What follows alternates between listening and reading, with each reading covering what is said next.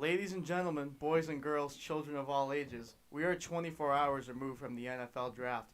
I'm Gino Conti along here with Will Nicholson, and you can bet your ass we are going to talk about the NFL draft today because stuff went down, and here we are to react to it. Yeah, obviously we had the draft, so that's going to be a majority of what this episode is, so hope you guys stick around for that. Also, if you're watching on YouTube, links in the description to all the social media. If you're listening to us on Spotify or any other of the platforms, thank you. All of our social media is linked to our Anchor, if that's how you found us. And make sure you follow us on all that social media. And yeah, let's get right into it. Yeah, so we are, 24 hours removed from the draft? Pretty much almost. We were still here at this house, at your house, Will, at midnight. Yeah, like that's past true. midnight. So, wow. Quick turnaround. Very quick turnaround. Really, exciting draft, I must say. It's obvious the best draft I've had by far. Gino was over here where we record the podcast, my house. A bunch of the boys were, and it was a really fun experience. Who knew every single pick. It was just a really fun experience. I will say the pick that I was most surprised with, I guess to start it off, was the Trey Lance pick by far. Because oh my God, was it smoke show season? They've been telling us since February, Mac Jones, and we've been saying too, okay, they're even in our mock draft, we're like, all right, they're gonna take Mac Jones, but they should take Trey Lance, and they go out yesterday and select Trey Lance, and there was a report, I think I told you guys in the moment, from I think it was Rappaport or Schefter, that was Trey Lance didn't know he was getting picked until his phone rang, and none of the coaches knew the pick until they saw it live. The only people who knew were, I think, Lynch and Shanahan. And that's insane. That's crazy. I've never heard of such discreetness when you're making a pick. You know what I mean? Yeah, it's because we hear people be secretive or whatever, but that might be the biggest smoke show in draft history. I know. And did you hear the report that was saying Shanahan really wanted Mac, but Lynch wanted Lance? Yeah, it was a coach versus GM thing. Yeah. So how much of this I've been thinking about this the second that Trey Lance was picked, how much of this do you think that was actually a smoke show as well? That Lance was genuinely wanted by Shanahan, but they kind of just threw him under the bus and said he wanted Jones. I think it's a little bit of both. I think it was a smoke show in the sense of they were going oh, Mac Jones, and maybe they really wanted Mac Jones, but I think that it was way tighter. Remember this last week, it closed down and it was way tighter. I think that's what it really was the whole time. Yeah. And people they weren't saying Trey Lance. And the one thing that I do want to say about this Trey Lance pick, I think that his upside is bigger than Mac Jones, but at the same time, they are losing a professional quarterback. Do you know what I'm trying to say? That's true. Right now, because he's the most pro-ready by Trey far. Lance, yes, because Mac Jones was the most pro-ready, but I remember you and I were talking a couple weeks ago when we did our initial mock draft that Trey Lance had a very high boomer bust pick, right? I would argue he has one of, if not the highest ceiling by far, higher than Zach Wilson, and depending on Trevor Lawrence's situation, might have a higher ceiling. Yeah, so there's that. But the boomer bust, as well as he could be, he could very well also he could bust floor, easily, hit the basement, and bust very easily. So the 49ers took a risky pick here because, listen, like I said, Mac Jones has the highest floor and the lowest ceiling, but Shanahan is good with working with those types of guys. Do you know what I mean? So he went a little bit out of his comfort zone here. Right? I mean, regardless of if he did or if he didn't want to, this is going to be something completely new for Shanahan. Yeah, I think this pick is definitely a risk because you remember what they traded to actually go up and take quarterback. They gave 2 firsts, a third, so something it was something ridiculous. They gave a haul. Huge, they gave a lot, and they said Mac Jones, and we were like, oh, really, Mac Jones? And I was one of those people, and I still am one of those people. I don't think Mac Jones should have gone third. Obviously because he's in New England, but I think if you're trading up, you want to take a guy that has that amount of ceiling. Because the worst thing that happens is, okay, Trey Lance doesn't work out. You still have maybe Jimmy Garoppolo. You still have a great team. So I don't think that even if Trey Lance busts, I don't think that necessarily is a bad pick. Because maybe we'll look back and go, oh, they should have taken this guy and taken this guy.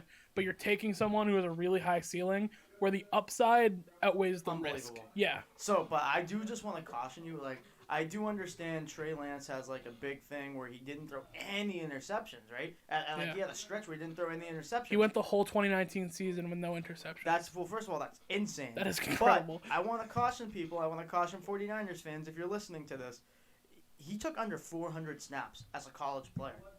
That's crazy. Like, I think that was the most. I think it was like close to 387. You were saying this last night, right? 300. Yes, I was saying this last night. He took, I believe, 387 or around that number of college snaps in his entire career. I think like the second lowest now, like the lowest before that, the previous low was in the mid 400s to like high 400s, mid to high 400s. Like that is, he's a baby. Do you know what I mean? Yeah. Like I mean that in terms of just like development. He is a baby in this league. He is very young. Obviously, I think that was one of the most surprising picks for me.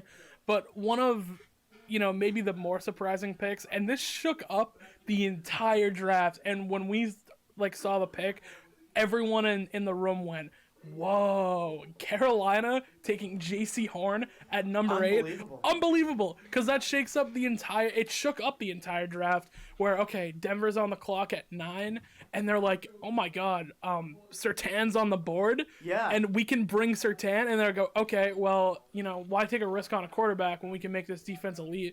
And they do that, and, they still have Teddy Bridgewater, Drew Lock, or whatever.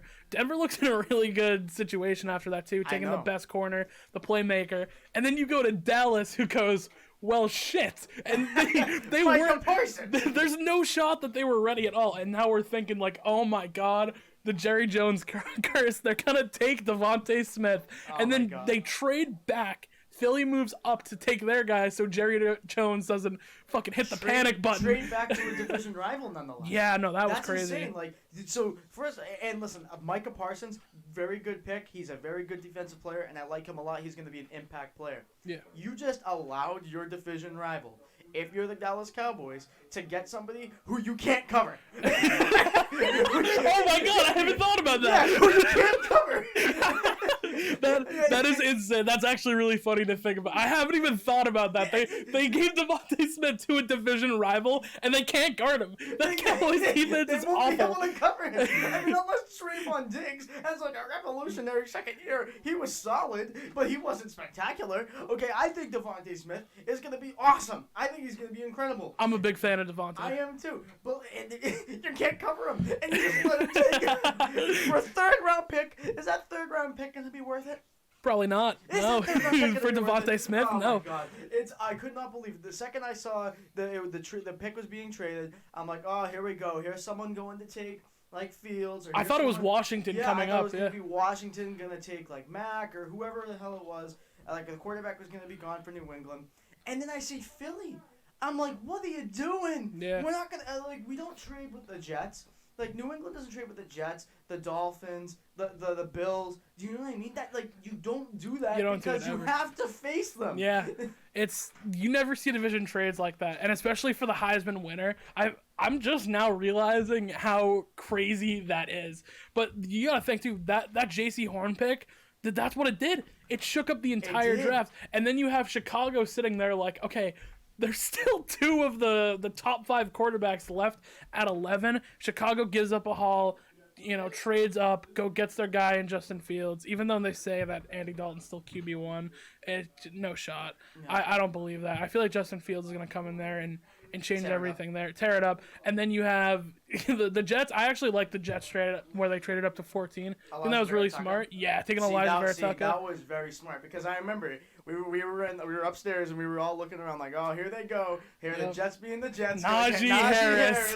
And then look, they actually made a smart decision. I will say, got like the best guard in the draft. Yeah, I'm like, wow, can't argue with that. I give the Jets a lot of trash, right? Especially on the last podcast. Jets can't draft, period. With the way the Jets draft, like I've given them a lot of flack for the way that they draft, but I will say they get an A grade for me drafting last night because you get Zach Wilson and you trade up and get Elijah Vera Tucker, who is, I don't think it's arguable, the best guard in the draft. Yep. That's a great draft night for me. And regardless of like whatever, like if you like Zach Wilson or not at this point, it's done.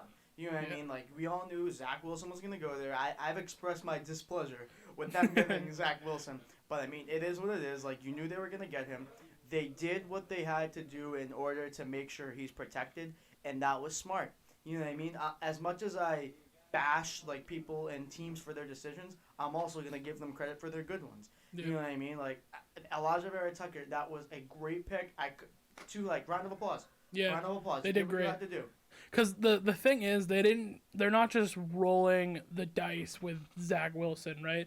Like, who knows if they made the right decision trading Sam Darnold, right? Like, we're not going to know until it's done. But I think the big thing is they're committing to the decision they made. Like, they trade away Sam Darnold, they're like, oh, like, let's see Zach Wilson. They said, no, like, Zach Wilson's our guy, go get him help. I think they're going to go get another wide receiver today, probably. Today's the day of the second round, by the way. They still have Elijah Moore, Terrence Marshall's up there. Moore, yeah. Tutu Atwell's up there. Yeah, still got a lot of good players on the board, so it's gonna be crazy. I was surprised Bateman was the first wide receiver off the board too. I for sure thought it was gonna be Moore, Rashad Bateman. No, but the first receiver off the board. Oh no, sorry. The first like sleeper receiver off the board. No, so I mean, here's the thing with Baltimore. I mean, we'll talk about that now too. Yeah. I think that Rashad Bateman was a good pick. But, I mean, if you got to think about it, that offense is so run heavy orientated. How big of a role do you really think that Rashad Bateman is going to fill? I mean, it depends because he's more of like a wideout guy, I think. But he's bigger than Hollywood Brown, right? I feel like you have a better red zone target, which I think makes their red zone more dynamic. But I really want to see them go out and get like a slot guy. That's why I thought Kadarius Toney would have been perfect for them. But I want to see them go get a slot receiver really bad. The Ravens do a lot of short passes, though. A lot of, short run plays, RPOs. And I think that a slot receiver would be really good for them to go and get. See, and this is my problem. Like, I actually do really like Rashad Bateman. But like I said, like if you have such a run-heavy, orientated offense, that I wouldn't say strictly, but like that really generates like a lot of throws to the tight end. Like that's why Mark Andrews is good. That's why Nick Boyle, when he tore his ACL, was not a very big, well-known name, but they lost some tight end depth there as well, and they struggled and they fell downhill just ever so slightly. And that's why I'm kind of confused. Why is Rashad Bateman like this very good wide receiver? Why is he going to that like run orientated offense? Ravens really like make an offense around like people who can block, wide receivers who can block. That's why like Willie Snead is still there. That's why like Des Bryant of all people was getting reps. Like, he was getting reps and got a couple of touchdowns. Do you know what I mean? Like that's what I'm confused about. Unless Rashad Bateman can block, I don't think this is going to be a good fit. I can't lie to you. Yeah, I think it's a risky one. But, I mean, I feel like their main target was Kadarius Toney, right? Because he's really Deebo Samuel. Props to Kadarius Toney, man. Props for the Giants, real quick. Yeah. The Giants have had a fantastic offseason. They really have. I mean, I thought they were going to take a corner to help out with Adoree Jackson because he was more of a bust. They would get somebody who could maybe cover up his deficiencies because they gave him a good amount of money. But, I mean, listen, they take Kadarius Toney. Last week, me and Will were both raving about him and how good of, like, a multi-dimensional player he is, how he's speedy but also tough while being undersized. Like, this man really kind of flew under the radar, and we both lamented to the fact that it's because of Kyle Pitts, really. You know what I mean? Like, Kyle Pitts was getting most of the attention, so everyone was watching that Kyle Pitts tape. Yeah, exactly. So Toney didn't really get a lot of shine. So I think that the Giants were able to recognize that, and people at first were like, whoa, that's a bit of a reach. But I mean, I think that I wouldn't say at all it's a reach. I really don't think, like, realistically speaking, like in terms of a football standpoint, it's a reach. Because now you have somebody who can also kind of take handoffs on end arounds at least, maybe not lining up out of the backfield, but just another guy to take the attention away from Saquon and let him recover well and let him get his legs back under him rather than letting all the attention go to him. And you also have Golladay. Yeah, I love the Deebo Samuel comparison with him because they both really do the same thing. You know, not saying that he will or will not be as good as Deebo Samuel, but I mean they do the same thing, right? He's gonna take the jet sweeps out of the backfield. He's gonna be that like slot receiver, that good route runner, short yard kind of guy. And I feel like the Giants really need a guy like that. Yeah, I love Deebo Samuel too. He's one of like my low key favorite receivers in the league. Like, Definitely he's a good awesome. I love the way he plays. I love the way that just he is in general. I really like him a lot. So I actually want to talk now about the the Las Vegas Raiders. Yeah. And them picking tackle Alex Oh. Leatherwood That- out of Alabama. That was rough. I want to preface this and say, Alex, I think you're going to be a good player because you come from Alabama and they do a great job of getting like good pro-ready people ready for the league, okay? But he wasn't projected until the second round. Exactly. That was Like, insane. What I mean, Oakland. So I'm sorry again. Las Vegas. What are you doing? I mean, last year, you took Damon Arnett. He was a corner who out of Ohio who wasn't even projected to go until the 3rd or 4th round, and you reach in the 1st round and take him. I really want to know. I'm not really trying to bash that much. I really want to just sit John Gruden down and just be like, please. Tell me what your mindset is. I need to know. I mean, that's probably the riskiest pick of the night, if I'm going to be real. Because you still had, I think Greg Newsome was still on the board. Darisaw? Yeah, Darisaw. I think Rousseau. Well, Rousseau didn't even go in the first round. Jalen Phillips was still there? Yeah, Gregory Rousseau went to the Bills. Okay, so he was drafted. And Jalen Phillips went to the Dolphins, pick after. Yes, that is insane.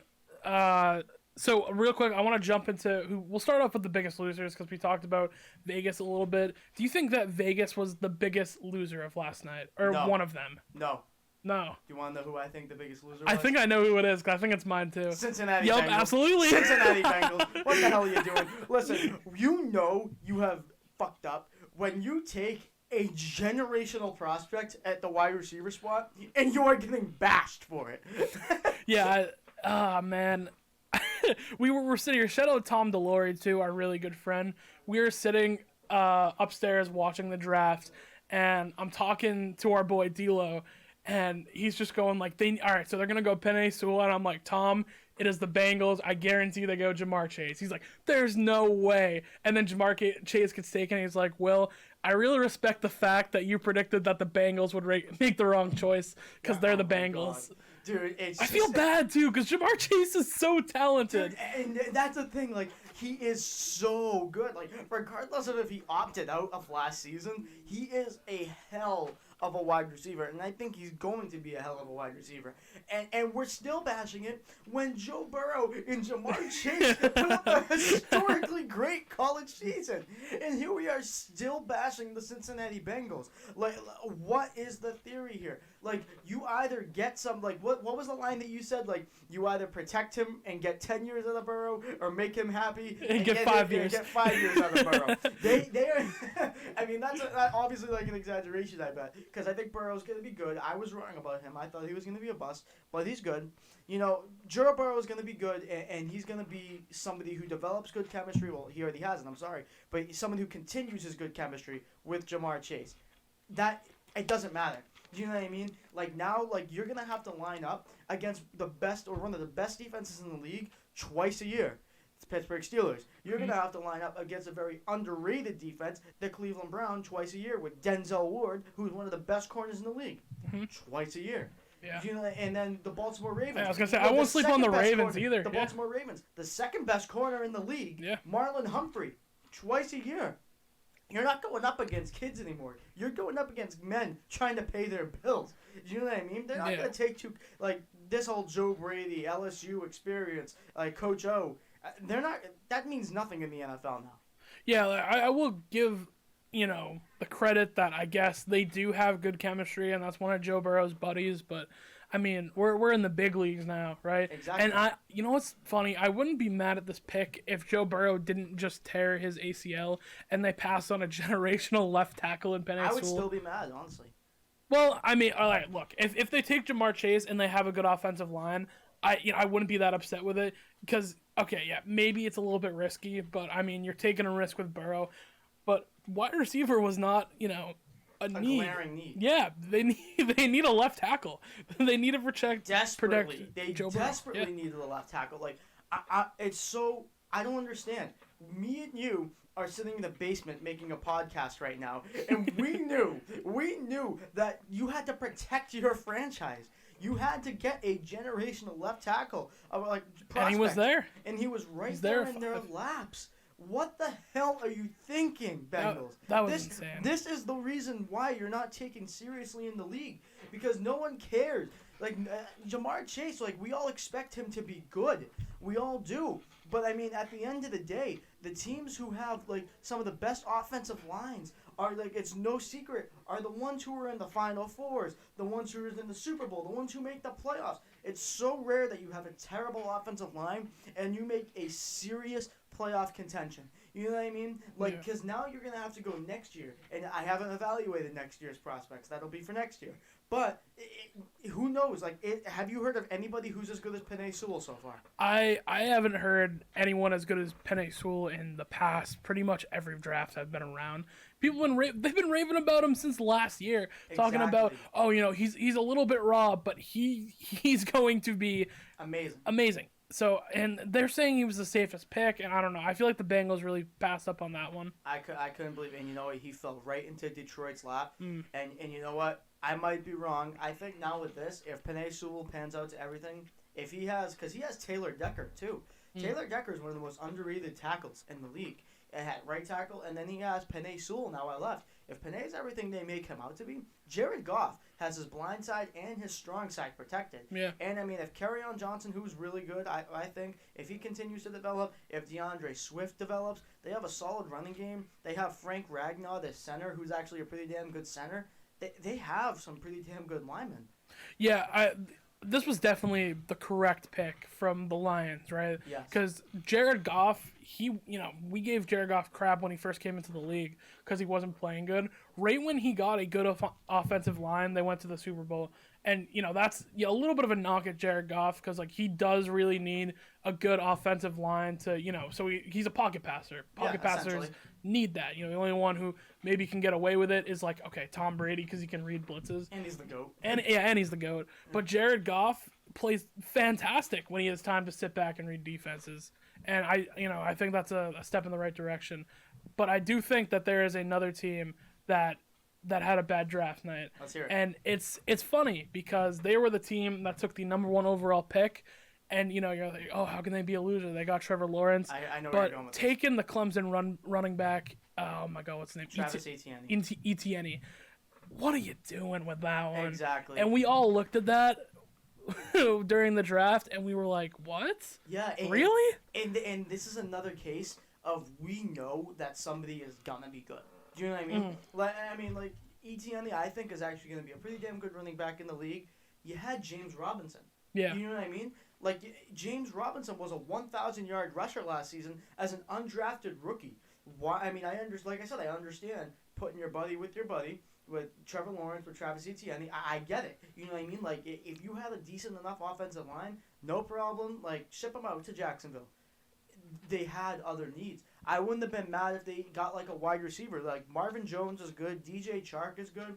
But if you gave him, like, if you were to trade up a couple spots and draft Tony, I would have been like, hell yeah. Or if you just got, like, Bateman or Moore or Marshall, if you got somebody, even if you reached slightly, I would understand. And then maybe if you even took, like, an offensive lineman, then I would have understood. What was I agree. What was the logic? Do you know what I mean? It was bad logic. I mean, all right, so they draft Trevor Lawrence, right? Best pick, right? Very, very, very good pick. He was the undisputed number 1 pick. But you have James Robinson, and then, you take another running back. And, look, I actually think Etienne is going to be a good running back. And it's not the fact that, that I think he's going to be bad, why I think it's a bad pick. But I think it's a bad pick because, we're seeing teams fill a position that they don't really need to be filled. I don't think it needs to be filled. Nobody here was saying that the Jacksonville Jaguars are in dire need running back, first round, go get him.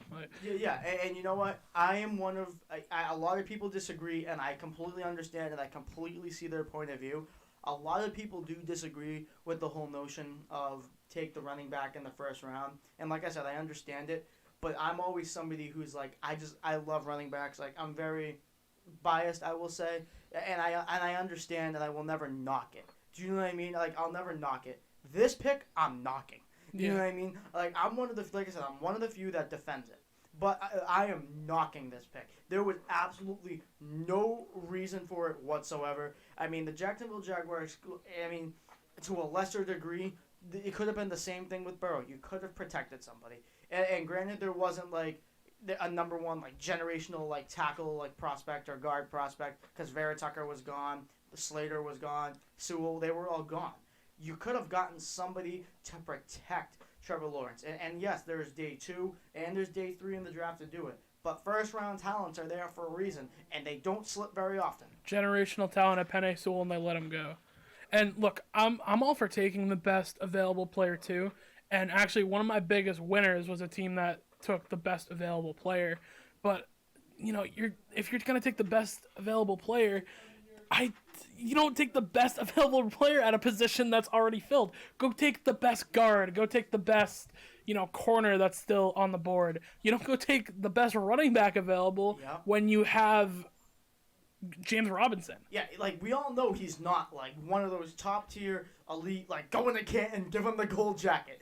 Like, it's his rookie year, and he had a good rookie year, and everyone is prone to sophomore slumps. But you know what? We all had confidence in him. We all were sure, and we all were at least confident that as of right now, running back is not an immediate need. You know what I mean? Like, we wouldn't have been mad if, like, say, the 5th, 6th, 7th, like, you get, like, a complimentary back. You know what I mean? Like, you get one of, like, Ramondre Stevenson, like the guy that I brought up last week, because James Robinson's more of an all-around back, and maybe you want to get, a pure power back. Or maybe you want to get a pure receiving back. You know what I mean? Like, I get that. I agree. Etienne, first round?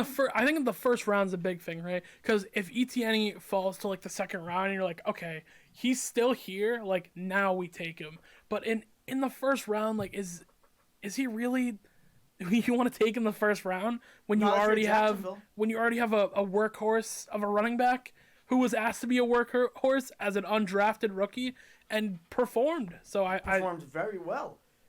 Yeah, I mean, I don't respect the pick. Do you have any more big losers? Honestly, big losers. No, not really. So do you want to jump into the winners a little bit? Because I think there was a lot of big winners last night. So yeah, honestly, yeah, I'll do the winners. And you know what? One that nobody's going to gloss over, and this is a very, very controversial one. The one big winner, the Green Bay Packers. Really? Yes. Wow. The Green Bay Packers. That one's shocking. You know what? I need to hear this. Like they didn't try to make Rodgers stay. They said, you know what? Okay, you want to go? We're not gonna beg. We're not gonna plead with you. We're gonna improve our defense more because Kevin King was god awful last year and got exposed in the NFC Championship game.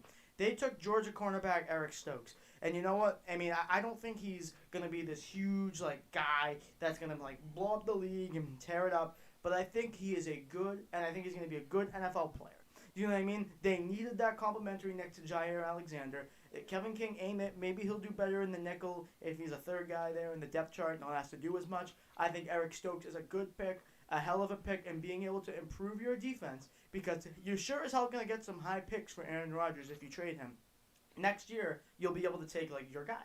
Or Jordan Love. I'm sorry, yeah, Jordan Love. I completely forgot about him. Jordan Love will step up. Do you know what I'm trying to say there? I get what you're trying to say, and this is surprising because I didn't think of the Packers as a winner or a loser. I thought they were just kind of meh. You have a late first round pick. A lot of the big wide receivers are gone. I guess Terrence Marshall was still there, but I mean, I don't think that's a guy you throw to Aaron Rodgers and like, oh, go perform. So they take a corner and they strengthen their defense, and I was kind of like, oh, okay, but I guess that kind of makes sense in the sense that they're not trying to please Aaron Rodgers, who just said, I don't want to be here. They're like, okay, well, we're improving our defense. So yeah, and you know what? That's it. Maybe not what I would do, but yeah. I respect the confidence. Yeah, and you know what? One thing that I actually do want to gloss over, because I've come to, a different mindset of this over the last couple of weeks. There's a lot of talk about how Drew Brees always had an elite offense, but he never had a defense, okay? And that was a big complaint of Drew Brees. He would always just be like, hey, man, I can take care of this on offense. You're please just get me a defense. I can't do it all. The Green Bay Packers, 9 out of the last 10 years, with the exception of Jordan Love's first-round pick, took defense.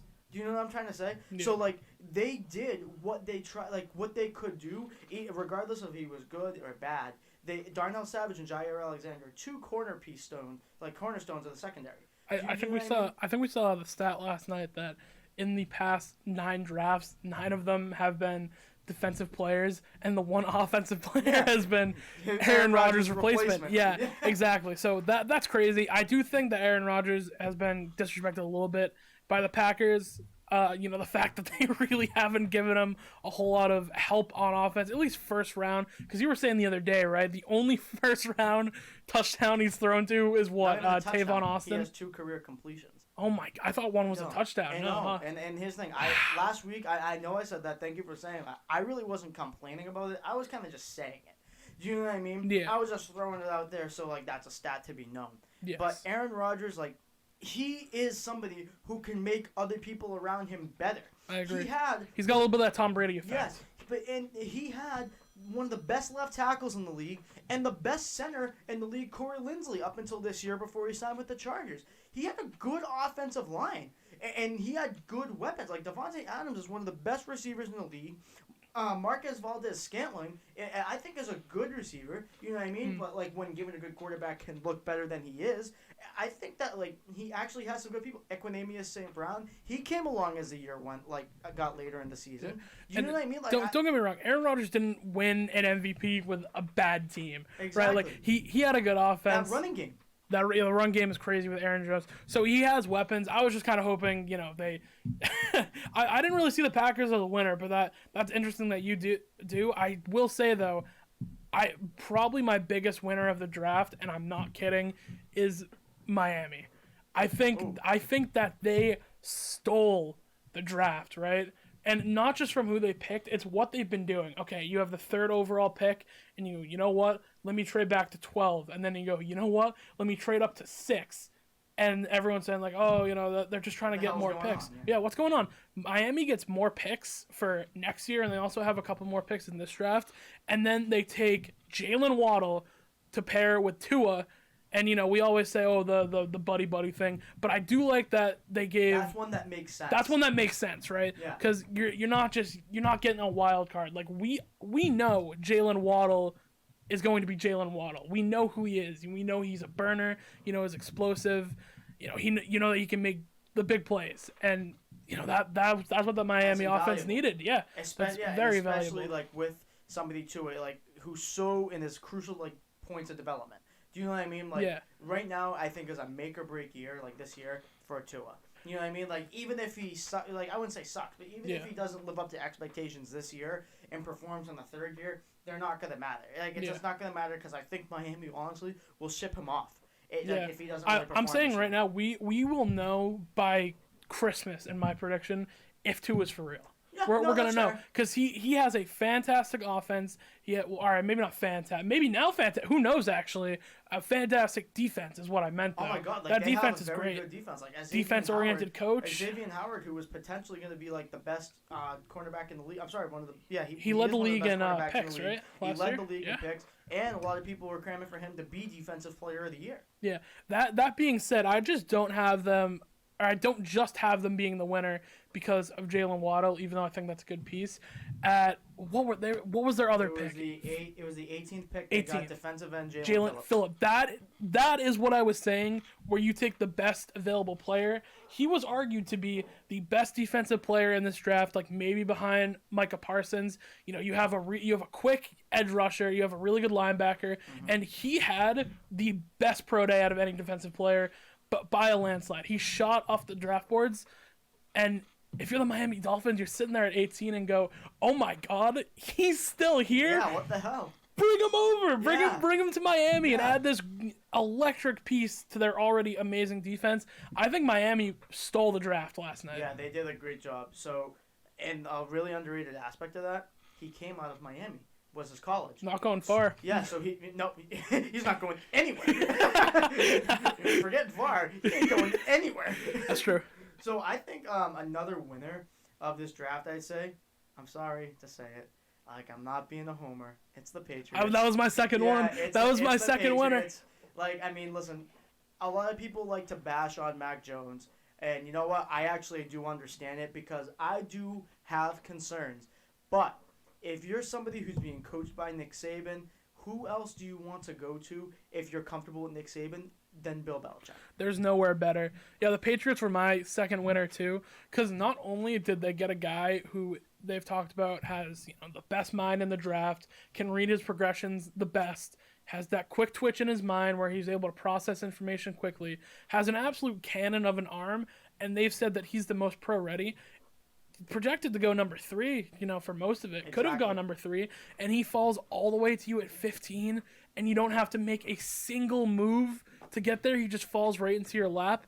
I mean, that has to be a win in my book. That's an A pick from me too. Do you remember how scared we were last night when we were terrified. When we saw trade at 14 when we saw the trade. Oh my God! We were terrified. That? We thought that was Washington coming up. we were terrified. Oh my God! We could not believe exactly what we were seeing. I will actually ask you a question because I'm gonna play devil's advocate here. Okay. So Mac Jones, at one point, when the whole draft process started, he was considered a reach if he was taken in the first round. Yeah. So that's one. That's one concern of mine. So are you concerned about that? And then another part of my question is, Alabama doesn't really have the best track record with quarterbacks.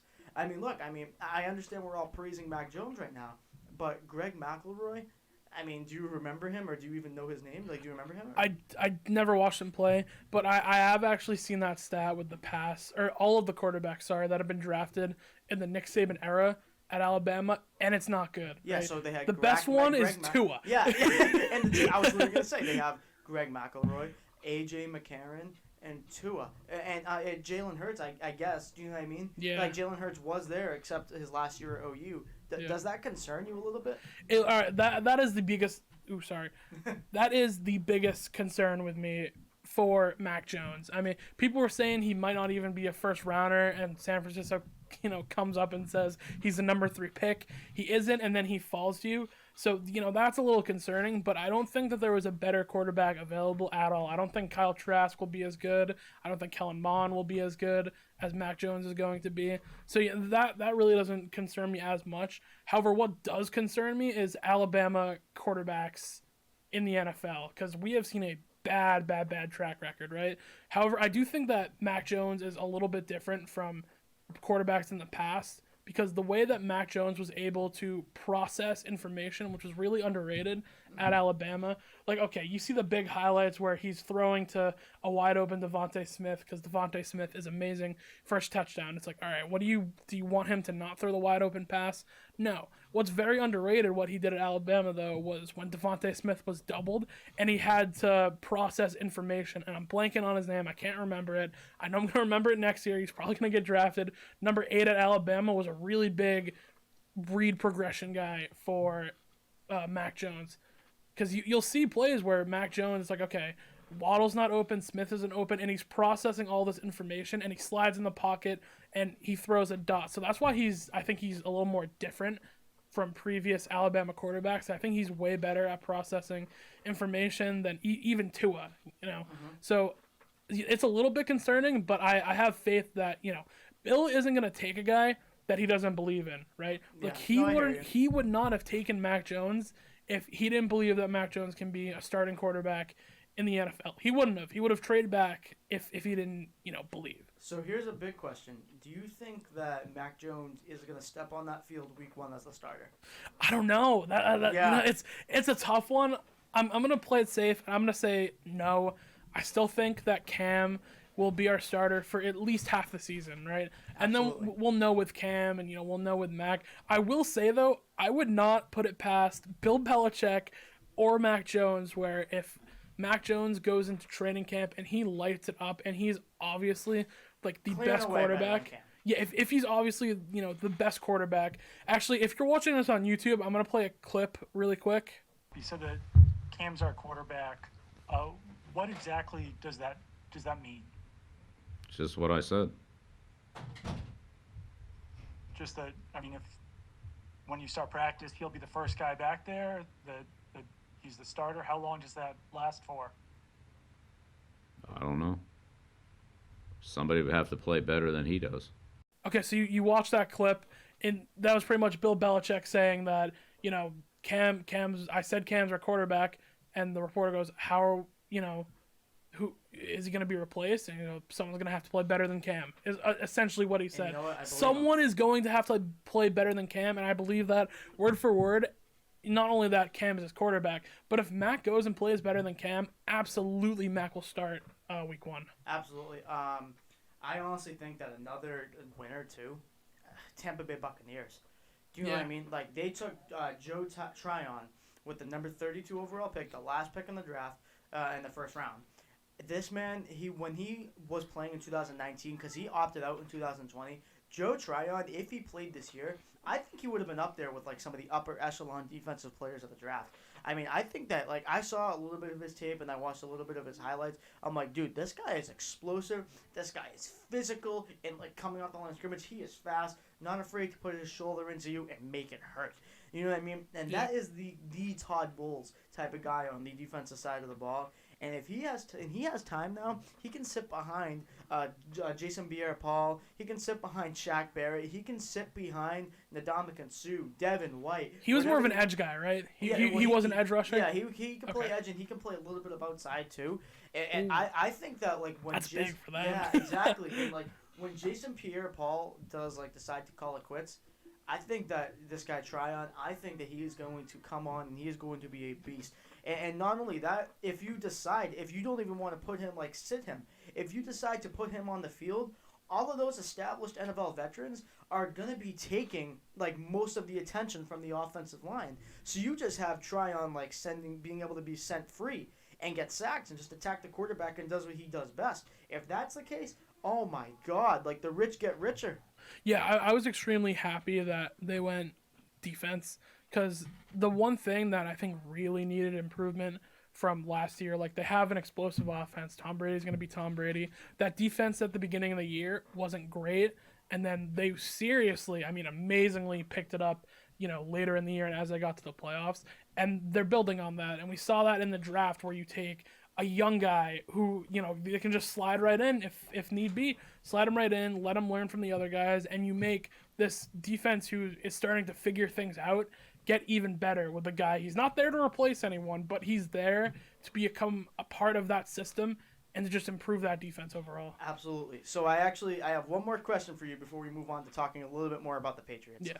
So Washington football team, they elected to go defense. They took linebacker out of Kentucky. They took, what was his name? Sorry, Jamin Davis. And we all know that the Washington football team, they had like a very good defense. They had one of the best defensive lines in the league, an underrated linebacking core, and actually a pretty damn good secondary as well. They got William Jackson, who added to that list too, and he was a very underrated corner. Drafted last year, right? Or no, who did they draft? He was drafted a few years ago. Okay, they drafted a corner last year that was really good. I don't remember his name. Yeah, I don't think Washington did. I might be bugging. Yeah, no, and I'm drawing. We can just cut it. It's fine. No. But I want to get your take on this too, Will, because do you think? Because we know that the weakness of Washington was their offense. They did get Curtis Samuel. They did get Curtis Samuel, and they did get Fitzmagic, someone who could at least bring a little bit of stability and some potential upside to that position. Do you think that it was a loss for them to go offense, or do you think it was just like a win for them to continually like build up on that already stacked defense? I would say that's a win, right? Because who is Washington? Obviously we want to see them quarterback, but who are they going to take? With that 19th pick, like Kyle Trask, like Kellen Mond. You can wait for those guys in the second, maybe even the third round, if you want to go that direction. So I wouldn't say that that's a loss. And look, they're building on a area that is already great, and they're not, they're not bringing it down at the same time. And that might be a little confusing, but I'll bring it back to the Jacksonville thing. Obviously Jacksonville, you could make the argument like, oh, they're just improving at a position group. It's like, no, there's only one running back on the field. Yeah. Where if you're improving a defense, even though you already have a good defense, you draft a defensive player, you're improving the system, in my opinion. You're improving, your depth, where a guy is able to come in and play with other linebackers, because there's a lot of linebackers on the field. So I wouldn't say that's a loss at all. I think it was actually probably a good pick for them. to go defense. I didn't watch a lot of Kentucky football, so I it's not don't- really a big football school. I don't think in our everyday lives we go out of our way to watch Kentucky Yeah, football. but I've heard really good things about him, so I think it's a good pick, overall. I wouldn't say that's a loss at all. I'd like to see them actually go quarterback, though, today. Yeah, do I you would think- love to see them go Kellen Mond. I think Kellen Mond could be good depending on where he goes, and I think that if, watching tapes takes him, that would be one of the spots where I think he'll succeed in.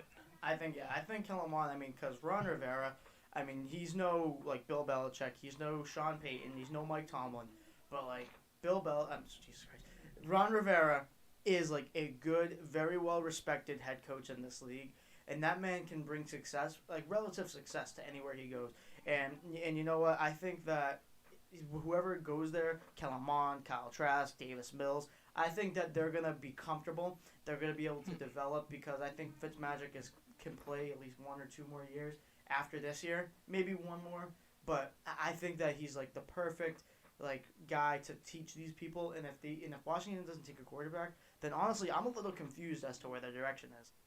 Yeah, they might be waiting for one in the draft, possibly next year.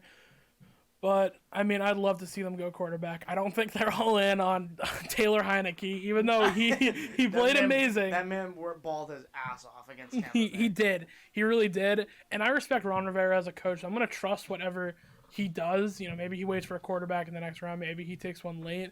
But I'm going to trust his decision-making because he's proved that, an injured Alex Smith can come in there and help be a playoff team. Yeah, absolutely. All right, so going back to the Patriots, after we have seen Mac Jones being taken, it's not something that we expected per se, but it's something that we are very glad that it happened because we now have a direction.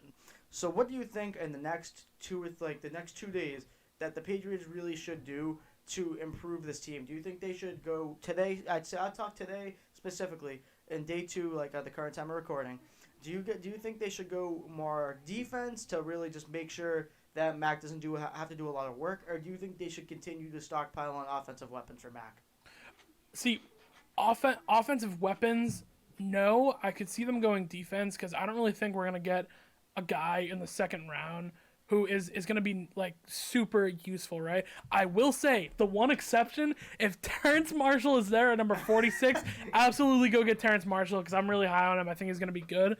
I would love for them to actually improve offensive line, right? Because Isaiah Wynn, still a question mark, right? Honestly though, Yeah. he was one of the best tackles in football when he played. Exactly, and I agree with that, but it's the injury things that's a problem I for hear me, you. right? So maybe you go offensive line, maybe you take a risk on someone there if more of the bigger name wide receivers per se are gone.